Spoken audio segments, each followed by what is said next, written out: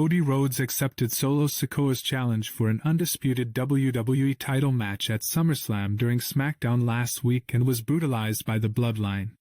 History repeated itself on Smackdown this week, but Kevin Owens also became a target. However, Owens did manage to rake one of Tonga Loa's eyes during the show, and now Loa was seen wearing an eye patch during the latest Smackdown taping. During the July 19th episode of Friday Night Smackdown, Solo Sikoa and the revamped Bloodline made a dramatic entrance to target Cody Rhodes and Kevin Owens after their victory over A-Town Down Under.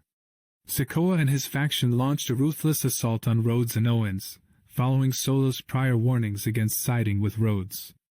After incapacitating Owens, Sikoa and his Tongan allies executed a brutal power bomb on Rhodes through the announcer's table. During the mayhem, Owens fought back by raking Tonga Loa's eyes, momentarily disorienting. Despite Owens' efforts, the Bloodline's assault continued and saw Owens getting dismantled completely. During the Smackdown tapings for the July 26th episode, the Bloodline could be seen once again targeting Cody Rhodes. As revealed by footage obtained by Ringside News, Tonga Loa was sporting an eye patch, which was the result of Kevin Owens' attack. Tonga Loa even sent a message to Kevin Owens, making it clear he was not done with him. Nonetheless, it remains to be seen how long Tonga Loa will continue to wear the eye patch and sell the injury, as it might stay for a while. What do you think of Tonga Loa sporting an eye patch following Kevin Owens' attack? Is it a good look for him? Let us know in the comments section below.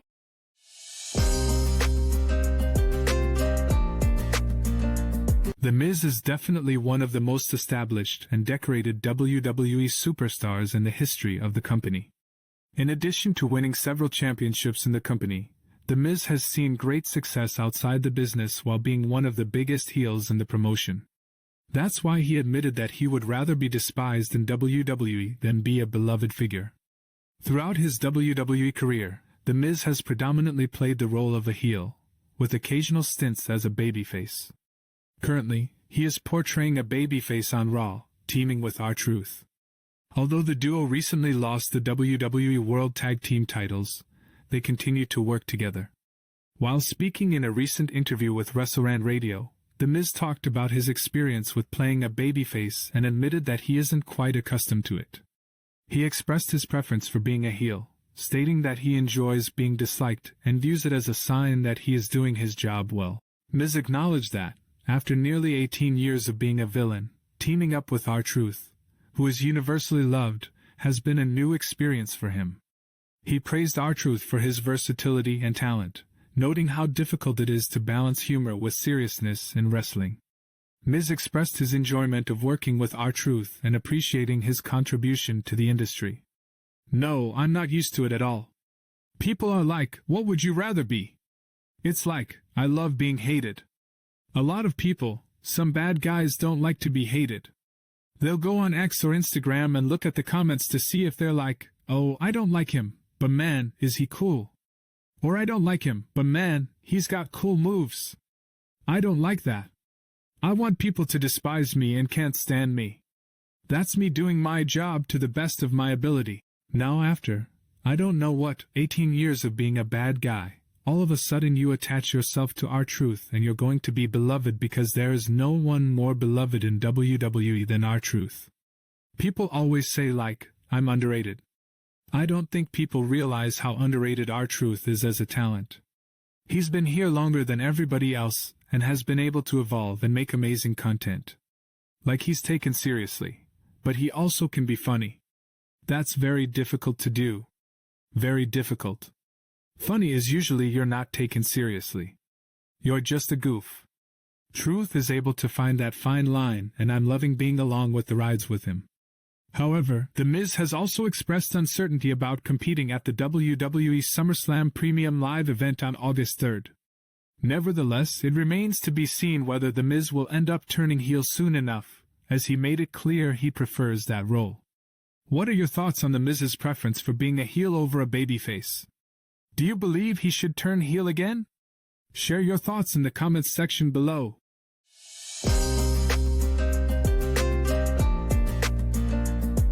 Vince McMahon ruled over WWE for several years with an iron fist, and that is why he had quite a few peculiarities that others couldn't comprehend.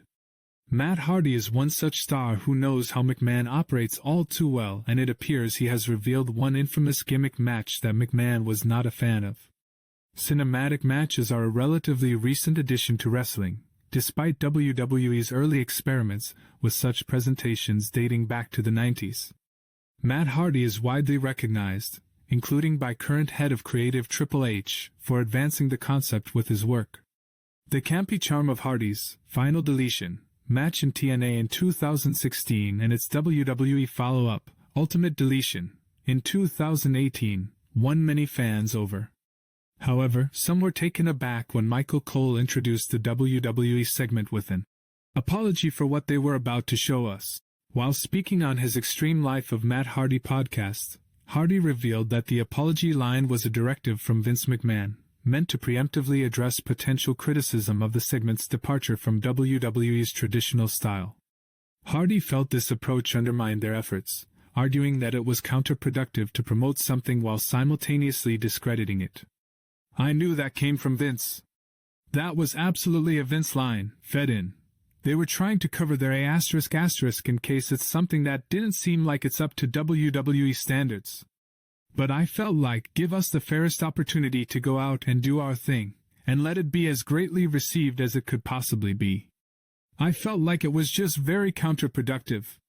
Hardy admitted that the line hurt him but understood it as a reflection of McMahon's tendency to be cautious about ideas that were not his own.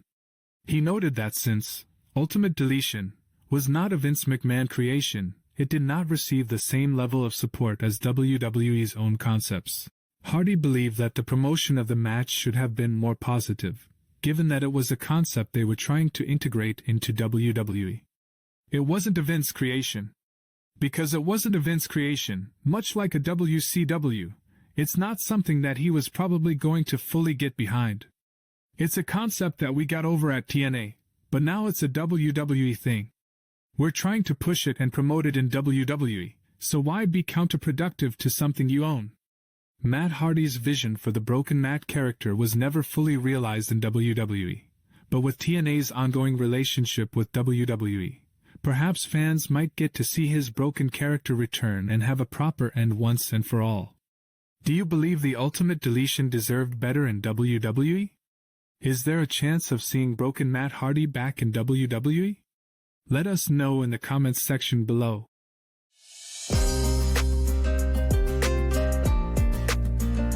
The Hardys both left AEW at different times, and now they are free agents.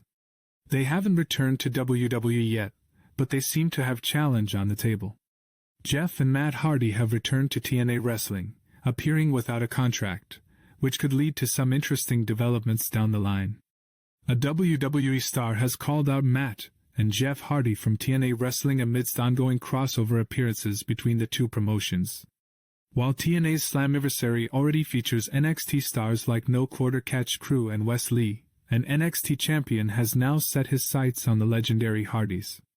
Matt Hardy recently posted about his brother Jeff and their goal to chase the TNA Wrestling Tag Team Championship, saying, "Whenever my brother is medically cleared, we will be coming for the TNA tag titles. Nothing will stop us." He received a nice response for this post, and one champion in NXT noticed as well.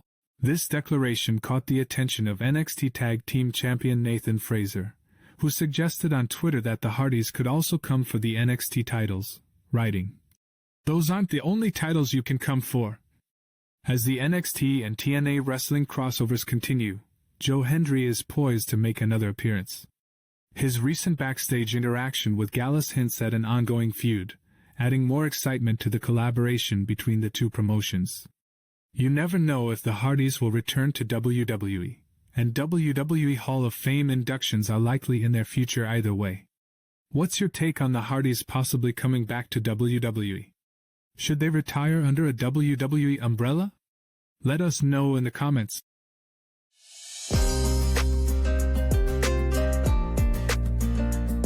Nick Nemeth, formerly known as Dolph Ziggler, was released from WWE in September, which definitely shocked many fans. However, he has since thrived in the business after his release, and even became the TNA World Champion. In light of his huge title win, Nemeth has now broken his silence. After concluding a quiet yet impactful 20-year tenure with WWE, Nemeth quickly made waves in the wrestling world in 2024. He joined TNA Wrestling and wasted no time becoming a major name there. During TNA Wrestling's Slammiversary pay-per-view, Moose defended his title against Josh Alexander, Steve Maclin, Nick Nemeth, Frankie Kazarian, and Joe Hendry. The odds were heavily stacked against Moose, and there was no telling who would come out on top. The closing moments of the match saw Nick Nemeth and Frankie Kazarian face each other to crown a new TNA World Champion. In the end, Nick Nemeth hit a superkick in a danger zone to win the match, and thus he was crowned the new TNA World Champion. Advertising after the conclusion of TNA's Slammiversary 2024, Nemeth reflected on his 2-decade wrestling career that led him to TNA in digital exclusive. He acknowledged that he had competed against some of TNA's top talent, and noted that the outcome could have been different on another night.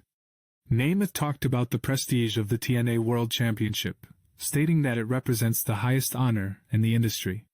He challenged anyone who doubted its significance to test him, revealing his readiness to defend his title anytime and anywhere. "I forced my hand because I'd been on TV before, and tonight with 5 other badass superstars in that ring, I somehow came out on top. Any other night you flip that coin, someone else wins. Tonight it was my night, you know why? Because after 20 long years of digging and scratching, sometimes that timing that everyone talks about, that timing is the best thing that could happen to you.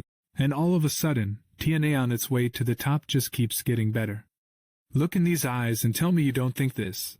The TNA World Championship is the premier championship in this business. And if you don't, you're wrong. And if you don't believe me, try me. Any day, any time, any place, I will be there. We will have to wait and see how Nick Nemeth will be booked as the TNA World Champion in the coming weeks, as there are still many people who felt Joe Hendry should have won the title instead. What do you think of Nick Nemeth becoming the TNA World Champion? Do you feel this was the right call? Let us know in the comments section below.